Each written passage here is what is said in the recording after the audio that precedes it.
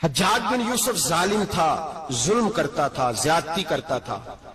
حضرت سعید بن جبیر ایک تابعی بزرگ تھے، اتنے بڑے بزرگ تھے کہ ساری رات نماز پڑھتے تھے، سارا سال روزہ رکھتے تھے۔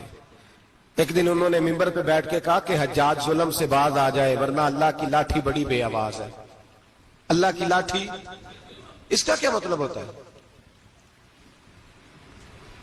اس کا مطلب ہے جب رب کی لاٹھی چلتی ہے تو اس کی آواز، جی اس کا پہلے کوئی پیغام، وہ پہلے اعلان نہیں کرتا کہ تگڑے ہو جاؤ لاٹھی چلنے لگی ہے، لاٹھی چلتی ہے پر اس کی آواز، سمجھ آ رہی ہے میری بات کی؟ جمعۃ الوداع کے لیے تشریف لانے والے احباب خاص غور فرمائیے گا۔ حجاج بن یوسف کو پتا چلا کہ حضرت سعید بن جبیر نے میرے خلاف بات کی، بلا لیا، کہنے لگا تو نے میرے خلاف بات کی ہے؟ فرمانے لگے کی ہے۔ کہنے لگا تجھے پتا ہے میں قتل کر دوں گا؟ آپ فرمانے لگے نہ تو زندگی کا مالک ہے نہ موت کا مالک ہے، تو کیسے قتل کر؟ کہنے لگا تجھے پتا ہے میرا؟ فرمایا میں نے تجھے نہیں، میں نے تو کئی شداد، کئی حماد، کئی قارون، کئی فرعون، کئی نمرود دیکھے، کئیوں کی داستانیں سنی، تو کون ہے؟ تو چھوٹا سا ہے۔ ایک جملہ ہے ملا جلال الدین رومی کا، بڑے درویش تھے، ایک بات کہہ گئے، کہنے لگے نمرود جتنے پیسے نہیں، فرعون جتنی حکومت نہیں، قارون جتنی دولت نہیں، ورنہ فرمانے لگے میرے زمانے میں بھی کئی لوگوں کا خدا بننے کو دل کرتا ہے، کئی لوگوں کا دل کرتا ہے، لیکن نمرود جتنے پیسے، فرعون جتنی طاقت اور قارون جتنی دولت نہیں، ورنہ ہو سکتا ہے لوگ دعویٰ کر جائیں معاذ اللہ ثم معاذ اللہ۔ یہ آج سے کئی سو سال پہلے وہ کہہ رہے ہیں، آج تو حالات بڑے ابتر ہیں، اس کی نسبت خطرناک۔ فرمانے لگے حضرت سعید بن جبیر تو زندگی موت کا مالک نہیں۔ کہنے لگا پکڑو، قتل کرو اسے، لے جاؤ۔ جب پکڑ کر کھینچ کر لے جا رہے تھے نا تو حضرت سعید بن جبیر مسکرانے لگے۔ اب ظالم کے سامنے مسکرائے تو اس کو بڑا غصہ آیا، یہ میرا مذاق اڑاتا ہے؟ بلا لیا، ادھر آؤ، کیوں مسکرا رہے ہو، کیا ہوا؟ تو حضرت سعید بن جبیر کہنے لگے میں مسکرا رہا ہوں تیری بیوقوفی پر اور اپنے اللہ کی دی ہوئی ڈھیل پر۔ میں مسکرا رہا ہوں کہ یا اللہ کیا بات ہے، کیا تیرا شان ہے، کیسے لوگوں کو ڈھیل دی ہوئی ہے۔ میں مسکرا رہا ہوں تیری بیوقوفی پر کہ تو سمجھتا ہے شاید مجھے پوچھنے والا کوئی نہیں۔ کہنے لگا اس کو باہر نہ لے جاؤ، میرے سامنے قتل کرو۔ ٹھیک ہے جی، قتل کرنے لگے تو حضرت سعید بن جبیر نے منہ کعبے کی جانب کر لیا، انی وجہت وجہی للذی فطر السماوات والارض حنیفا وما انا من المشرکین۔ جب آپ نے یہ آیتیں پڑھی نا کہ میں نے منہ کر لیا ہے اپنے رب کی جانب، کرو مجھے قتل، کہنے لگا نہیں نہیں، اس کا منہ پھیرو، کعبے کی طرف ہو کہ قتل نہ ہو۔ ہے ظالم پر پاگل ہو گیا ہے۔ حضرت سعید بن جبیر کے حوصلے نے شکست دے دی، ناکام ہو گیا، مخبوط الحواس ہو، کہنے لگا اس کا منہ پھیر دو۔ جب کعبے سے پھیرا تو آپ فرمانے لگے للہ المشرق والمغرب فانما تولى فثم وجه اللہ۔ اللہ فرماتا ہے تم مشرق اور مغرب سارا ہی اللہ کا ہے، جدھر بھی منہ کرو گے ادھر اللہ ہی اللہ ہے، جدھر بھی منہ کرو گے ادھر اللہ ہی اللہ ہے، چاروں جانا پھیر دے، جدھر منہ پھیرنا ہے تو نے پھیر دیا منہ۔ حضرت سعید بن جبیر کے گلے پہ خنجر رکھا تو آپ نے ہاتھ اٹھائے، کہنے لگے اے اللہ میرے بعد اسے کسی اور پر مسلط نہ کرنا، میرے بعد کسی اور پر مسلط نہ، بس میں آخری ہوں۔ جب آپ ذبح ہوئے تو اتنا خون نکلا، اتنا خون نکلا کہ لوگ کہتے ہیں جتنا اونٹ کے وجود سے نکلتا ہے، تر ہو گیا سارا اس کا دربار۔ ایک سمجھدار آدمی کو بلا کے کہنے لگا اتنا خون میں نے پہلے کبھی، میں نے بڑے بندے قتل کرائے ہیں پر اتنا خون نہیں نکلا۔ تو وہ کہنے لگے لوگ مر جاتے، مرتے وقت ڈر جاتے ہیں، سہم جاتے ہیں، خون سکڑ جاتا ہے، لگتا ہے یہ شخص جب دنیا سے گیا ہے تو ڈٹ کے گیا ہے، یہ ڈٹ کے گیا ہے دنیا سے۔ حجاج بن یوسف رات کو سویا تو تڑپ کے اٹھا، کیا ہوا؟ گھر والے کہنے لگے کیا ہوا؟ کہنے لگے سعید بن جبیر خواب میں آئے اور کہتے ہیں اٹھ مجھے بتا تو نے مجھے کیوں قتل کیا، بتا بتا کیوں مارا۔ اگلی رات پھر سویا تو وہی خواب، پھر سویا تو وہی خواب۔ گناہ نفسیاتی مریض بنا دیتا ہے، ظلم تجھے مخبوط الحواس کر دیتا ہے۔ جب تو زیادتی کرتا ہے تو اللہ فرماتے ہیں کہ میں تو اللہ کو بھولتا ہے، اللہ تجھے اپنا آپ بھلا دیتا، پھر تو بھول جاتا ہے، پھر تو سیدھے رستے پہ چلتا ہے پر بھٹک جاتا ہے، پھر تو صحیح رستوں کا تعین کر کے بھی گمراہ ہوتا ہے، پھر تو روز وہی گاڑی چلاتا ہے پر اب جب تو بریک لگاتا ہے تو نہیں لگتی، جب گناہوں کے ساتھ تو مخبوط الحواس ہوتا ہے تو روز وہ کاروبار کرتا ہے، لیکن جب تیرے گناہ تجھے گھیر لیتے ہیں پھر اسی کاروبار میں تو نقصان اٹھاتا ہے۔ حجاج بن یوسف تڑپتا ہے، روتا ہے، یہاں تک کہ بیمار ہو گیا، پیٹ میں درد ہوتی ہے، پتہ نہیں کیا ہوا، تکلیف ہوتی ہے، پتہ نہیں، سارے حکیم، طبیب، ڈاکٹر، کوئی نہ سمجھ سکا کہ بیماری کیا ہے۔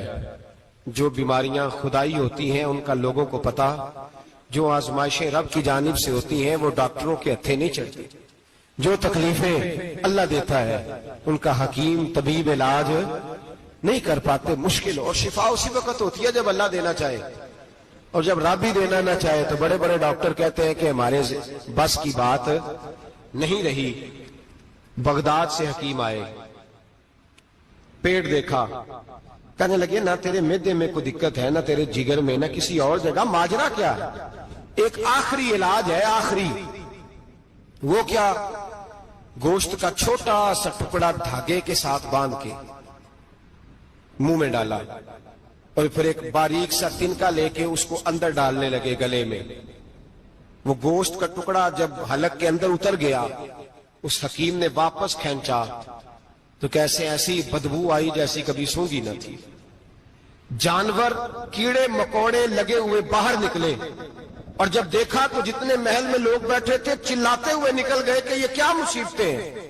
حکیم بھی اٹھ کے دوڑنے لگا، کہا تجھے کیا ہوا؟ کہنے لگے حجاج تیری بیماری زمینی نہیں، تیری مصیبت زمینی نہیں۔ کہا میری مرض تک تم کیوں نہیں پہنچ پا رہے؟ تو کہنے لگے لگتا ہے تو بد دعا کا مریض ہے، لگتا ہے تو ظلم کا مریض ہے، تو جبر کا مریض ہے۔ تڑپتا رہا، سسکتا رہا۔ ایک وقت وہ بھی آیا کہ گھر والوں نے کمرے میں بند کر کے تالا لگا دیا، دیوار سے ٹکرے مارتا۔ او بھائی، جو گناہوں کے بیمار ہوتے ہیں انہیں شفا نہیں ہوتی، جو ظلم، جبر، بربریت کے بیمار ہوتے ہیں انہیں سکون قلبی میسر نہیں آتا۔ دوائیاں ان بیماریوں کی بنی ہوئی ہیں جو بیماریاں زمینی ہیں، جو بیماریاں خوراک کی بد پرہیزی سے ہوتی ہیں، جو گناہوں کی بد پرہیزی سے ہوتی ہیں، ان کی بیماریاں، ان کی شفا توبہ ہے، ان کی شفا رجوع اللہ ہے، ان کی توبہ، اللہ سے معافی مانگنے سے شفا ہوتی ہے۔ حجاج جب مرنے لگا تو بلایا، یہ رنگ بھی ذرا ملاحظہ کیجیے گا، دو چار قریبیوں کو بلایا، پتہ ہوتا ہے نا اپنے کرتوتوں کا آدمی کو، پتہ سارا ہے سردار نو کیتی ہے، جب پتہ ہوتا ہے سارا، بلا کے کہنے لگا جب میں مر جاؤں تو مجھے رات کو دفن کرنا ہو۔ کیوں بھائی، عورت ہے؟ کہنے لگا نہیں، رات کو دفنانا۔ ٹھیک ہے، رات کو دفنا دیں گے۔ پھر کہنے لگا جب صبح ہو جائے تو صبح ہونے سے پہلے پہلے میری قبر زمین کے برابر کر دینا، نشان مٹا دینا۔ کا وجہ تو کلمہ پڑھتا ہے، حضور کا حکم ہے کہ قبر کم از کم ایک بالش، ایک گیٹ اونچی ہونی چاہیے زمین سے، کم از کم، تو تیری قبر مٹا دے۔ وجہ پتہ ہوتا ہے اپنے ظلموں کا۔ کہنے لگا مجھے پتا ہے لوگ میرے مرنے کے بعد میری قبر بھی نہیں چھوڑیں گے، دنیا میں تو میرے جبر کی وجہ سے کوئی آ نہ سکا، لیکن میری قبر بھی لوگ جنازوں میں باتیں شروع کر دیتے ہیں۔ جنازوں میں نے ایسی بھی داستانیں سنی ہیں کہ کوئی مرا تو لوگ جوتوں کا ہار قبر پہ ڈال آئے۔ نہیں بھائی، تو جب زندہ تھا تو تیرے جبر ظلم کی وجہ سے نہیں کو بول سکا۔ ایک تو ہے قیامت میں حساب ہوگا، یہاں دنیا میں حساب ہونے لگتا ہے۔ اتنی لمبی زبانیں لوگوں کی لٹک کر مرتے وقت باہر نکل آتی ہیں۔ دعا کریں، جمعہ ہے، اللہ تعالیٰ ایمان کی موت عطا فرمائے۔ دعا فرمائے رب تعالیٰ، اللہ تبارک و تعالیٰ توبہ کر کے جانے کی توفیق عطا فرمائے۔ جاگے جاگے اور سنے اور دعا کرے، اے اللہ تو ہمیں ظلم سے ویسے ہی محفوظ فرما، اگر ہم زیادتی کرنے لگے تو اے اللہ ہمیں اس سے منع فرما، ہمیں اس سے تو یہ توفیق دے کہ ہم باز آ جائیں اس گناہ سے۔ میرے بھائی، ایک تو دنیا میں سزا ہے، پھر قیامت کی سزا ہے، اور وہ زیادہ سخت ہے، وہ زیادہ سخت ہے۔ ہم لوگوں نے نا ہیلے بہانے بڑے بنائے ہوئے ہیں، بینک کے ساتھ کاروبار کرنے والا کہتا ہے نہیں نہیں مجبوراً لیا ہے، مجبوراً مر رہا تھا تو آخری لبوں پہ تھا تو جائز ہے، جائز ہے۔ اس وقت جب تجھے کھانے کو لقمہ نہ لگے تو حرام کھانا بھی جائز ہے، کیا دقت تھی؟ کیوں اللہ رسول کے مقابلے میں کھڑا ہوا تو؟ کیوں سود کا دھندا کیا؟ کیا تکلیف تھی؟ کہاں تو الجھ گیا تھا؟ ہم جان بوجھ کے اپنے لیے جہنم کٹھی کرتے ہیں، پھر کہتے ہیں سکون نہیں زندگی میں۔ کہاں سکون آئے گا؟ کیسے آئے گا؟ ہم نے خود آگ لگائی ہے چمن میں اپنے، جو قیامت کی سزا ہے۔ میرے نبی پاک علیہ السلام نے فرمایا رب تمہیں سامنے کھڑا کرے گا، اور کس طرح کھڑا کرے گا؟ فرمایا لوگوں کے وجود سے کپڑے اتر جائیں گے، زمین اس طرح دہکے گی جس طرح تانبا زمین پہ رکھا جائے اور آگ جلائی جائے۔ تانبا دیکھا آپ لوگوں نے؟ یہ بھی گرمی گزری ہے نا، تو فرش پر جب سورج پڑتا تھا تو ننگے پاؤں چلا نہیں جاتا تھا، صحیح کہہ رہا ہوں؟ ننگے پاؤں، بچے کا پیر زمین پہ لگتا تو چیخ اٹھتے، کہتے او جل گیا پیر۔ حالانکہ یہ فرش دنیا کے، اور اگر تانبے کے اندر خاصیت ہے کہ اگر کوئی دھات جلدی اور زیادہ گرم ہوتی ہے تو وہ تانبا ہے۔ میرے نبی نے مثال دی تو اس کی دی جو سخت تھا، فرمایا تانبے کی طرح زمین تپائی جائے گی، اور پھر ننگے پاؤں رب تمہیں کھڑا کرے گا۔ آج سورج کی پشت تمہاری جانب ہے، قیامت میں منہ تمہاری جانب ہوگا۔ نیزہ آپ نے دیکھا ہوگا، نیزہ ہوتا تھا، فرمایا یہ جو تم نیزے دیکھتے ہو صرف 1.25 نیزے کے برابر سورج قریب آ جائے گا، اور پھر اللہ تمہیں سامنے کھڑا کر کے تم سے سوال جواب کرے گا۔ اور حضور نے کہہ دیا ہے تو اب کسی نعت خواں کے کہنے سے بات بدل سکتی، کسی پیر کے کہنے سے جملہ بدل سکتا، کسی خطیب کے کہنے سے فکر نہ کرنا، وہ سامنے جنت پڑی ہے، اب بات بدل سکتی؟ خدا کی رحمت پر بھروسہ رکھنا ضروری ہے، نبی پاک کی شفاعت کی امید رکھنا، بولیے، لیکن جو حضور نے بیان کیا ہے اس کو ماننا بھی یہ بھی ضروری ہے۔ میرے نبی پاک نے فرمایا اللہ تم سے حساب لے گا اور اللہ پوچھے گا، تم نے جواب دینا ہے۔ حضور کس کس شے کا؟ فرمایا جو پہنتے ہو اس کا جواب نہیں دینا، جو کھاتے ہو اس کا جواب نہیں دینا، جو اللہ کے رستے میں دیتے ہو اس کا جواب، باقی ہر شے کا جواب دینا ہے۔ ادھر جو پلاٹ ہے اس کا بھی جواب دینا ہے، اور جو بچوں کو پیسے بتائے ان کا بھی جواب دینا ہے، جو چھپائے ہیں ان کا بھی۔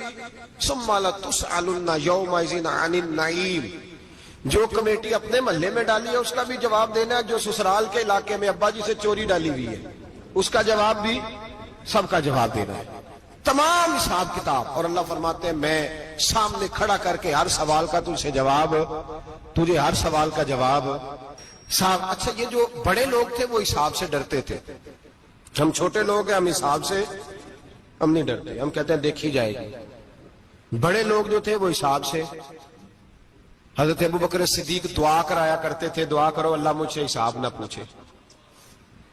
حضرت عمر فاروق رضی اللہ تعالیٰ عنہ اپنے بیٹے سے کہتے تھے بیٹا اپنے باپ کے لیے رحمت کی دعا کرنا، میں درگزر والا ہوں، میں حساب والا کوئی نہیں۔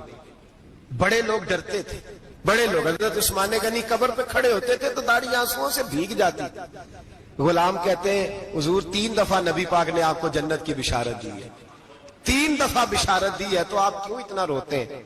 عثمان غنی فرماتے جس رسول نے مجھے جنتی کہا ہے اسی محبوب نے مجھے فرمایا تھا عثمان قبر آخرت کی منزلوں میں سے پہلی منزل ہے۔ اور آپ فرماتے میرے تو کمرے میں دیا گل ہو جائے تو مجھے ڈر لگتا ہے، اس میں تو مکمل اندھیرا ہے۔ آپ فرماتے کھڑکیاں بند ہو تو دم گھٹنے لگتا ہے، اس کو تو دروازہ ہی کوئی نہیں، روشن دان تک نہیں۔ بھائی جو بڑے تھے وہ ڈر رہے تھے۔ مولا علی شیر خدا نماز کا وضو کر کے کانپتے تھے، کانپتے۔ علی آپ مرحب کے سامنے نہیں کانپے، خیبر کا دروازہ اکھاڑتے نہیں کانپے، بدر احد خندق حنین اور خیبر میں نہیں کانپے، تو یہاں آپ فرمانے لگے مالک کے سامنے جاتے ہوئے ڈر آتا ہے۔ بڑے لوگ کانپتے تھے، بڑے لوگ۔ آج کون سا جمعہ ہے؟ سارے بولیے۔ حالانکہ یہ اگلے سال دوبارہ آئے گا، ہمارا نہیں پتا کہ ہم ودا ہو جائیں کہ کیا بنے۔ یہ کون سا جمعہ ہے؟ آیا جمعہ الوداع، آئے ہم پڑھے۔ آج ایک فکر لے کر کے جانا، ایک سوچ جہاں روز رات کو بیٹے کی ٹینشن، بیٹی کی ٹینشن، بھائی کی ٹینشن، پوتے کی ٹینشن ہوتی ہے نا، ایک ٹینشن اور اپنے آج ایک ٹینشن بڑھا لو، قبر کی ٹینشن پیدا کر لو، قیامت کی تھوڑی سی فکر کر لو، تھوڑی سی ایک لمحے کے لیے صحیح تھوڑا خیال پیدا کرے۔ حضرت حسن بصری نام سنا ہوا ہے نا، یہ حضرت علی کے شاگرد ہیں، نبی پاک کے گھر میں آ جاتے تھے کئی دفعہ، بچے تھے جب۔ حضرت حسن بصری تابعی ہیں، فرماتے خانہ کعبہ میں عمرہ کرنے گیا، طواف کعبہ کر رہا تھا تو بڑا عجیب منظر ہوا، رات کی تنہائی ہوئی، اس وقت کئی دفعہ طواف بند بھی ہوتا تھا اس لیے کہ رش کم ہوتا تھا تو رات کو سب سو جاتے۔ کہتے رات ذرا گہری ہوئی تو لوگ اپنا اپنا خیمہ لے کے جاتے تھے، اب تو ہوٹل ہے نا تو خیمے لگتے تھے، لوگ خیمہ لے کے جاتے تھے، جہاں جگہ ملتی تھی خیمہ لگا کے رہتے تھے۔ فرماتے میں رات کو سویا خیمے میں، ایک دردناک آواز آئی، میٹھی ہے دھیمی ہے پر درد بڑا ہے، کوئی رونے والا رو کے کہتا ہے اللہ حساب قیامت میں مجھ سے نہ لینا، اے اللہ تنہائی میں جتنا مرضی حساب لینا پر لوگوں کے سامنے نہ لینا۔ اور پھر کہتا ہے اللہ فضل تو تب کرے جب تو میرا حساب پوچھے ہی نہ۔ پھر چند منٹ گزرے تو پھر وہ رونے لگا، میرے کانوں میں آواز آئی، کہنے لگا اے اللہ حساب تو ان کا لیا جاتا ہے جو حساب کے قابل ہوتے ہیں۔ اعلیٰ حضرت کہتے ہیں نا رضا سے تو کیا حساب لے گا، رضا بھی کسی حساب میں ہے۔ اے اللہ میں قابل نہیں، مجھ سے حساب نہ لینا۔ کہتے تھوڑی دیر گزری تو پھر وہ رونے لگا، پھر ذرا سانس سنبھلے تو پھر کہنے لگا اے اللہ میں تو لوگوں کو کوئی بندہ حساب پوچھ لے تو نہیں دے سکتا، میں تجھے کیسے حساب دوں گا۔ پھر تڑپنے لگا۔ کہتے تھوڑی دیر گزری تو پھر ایک لفظ انہوں نے کہے رونے والے نے، کہنے لگے اللہ دیکھ تیرے محبوب کا فرمان ہے جو معافی مانگے تو اسے معاف کر دیا کرتا ہے۔ اے اللہ میں معافی مانگنے آیا ہوں اور مسجد نہیں آیا، میں کعبۃ اللہ ہی آ گیا ہوں۔ کہتے وہ اتنا روئے کہ چیخ آئی ان کی، اور جب دھڑام سے کوئی زمین پہ گرا تو میں پریشان ہوا کہ اب تو بے ہوش ہو گیا۔ فرماتے ہیں میں زور سے اٹھا فٹافٹ اور اس شخص کی طرف بڑھا، میرے دل میں خیال ہے کوئی گناہگار ہے بیچارہ، تو چلو میں بھی دعا کرتا ہوں، اس کو کہتا ہوں بیٹے فکر نہ کر اللہ تیری مدد کرے گا۔ فرماتے میں گیا اس نیت کے ساتھ کہ میں کہوں گا چلو اٹھو تم بھی دعا کرو میں بھی کرتا ہوں، اللہ ہم سے حساب نہ پوچھے۔ کہتے میں گیا تو وہ شخصیت بے ہوش پڑی تھی، کالے سیاہ بال ان کے چہرے پہ بکھرے ہوئے تھے۔ کہتے لوگوں جب میں نے زلفیں ہٹائیں چہرے سے تو میرا وجود کانپنے لگا آسمان ٹوٹ پڑے گا، زمین پھٹ جائے گی، ستارے بکھر جائیں گے، آج بہہ جائیں گے سمندر۔ فرماتے ہیں میری چیخیں نکل گئی، یہ کوئی گناہگار تو نہیں، یہ تو حضرت فاطمہ کے پوتے امام زین العابدین ہے، یہ تو امام حسین کا وہ بیٹا ہے جو کربلا میں تنہا بچے تھے۔ فرماتے ہیں میں امام کا چہرہ دیکھا تو بھاگ کے آیا اور میں نے اپنی داڑھی ان کے پیروں کے ساتھ مس کی اور میں نے کہا حضور اٹھئے۔